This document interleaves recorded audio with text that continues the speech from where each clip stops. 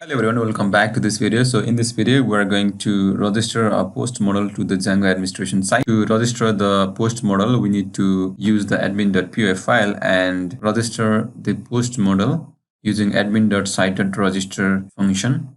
So let's get started. As you can see, I'm in my Visual Studio Code. So just go to the blog admin.py file and register our model in the Django admin using this file.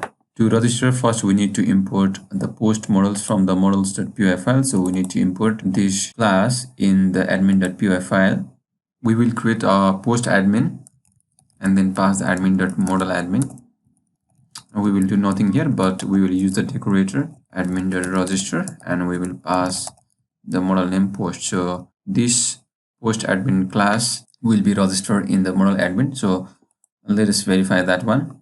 Let us run our web server, python manage.py run server. Let's go to the administration.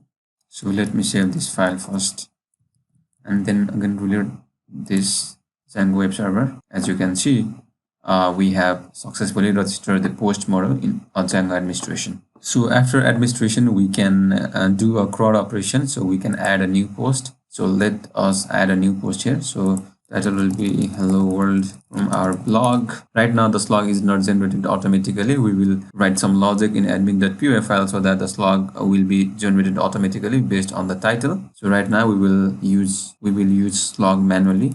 Hello world. So the author will be the admin right now because we are logged in as an admin user. So and this is the published date. So this will be today's date, and let us save this one. As you can see, we have successfully created a new post using our post model.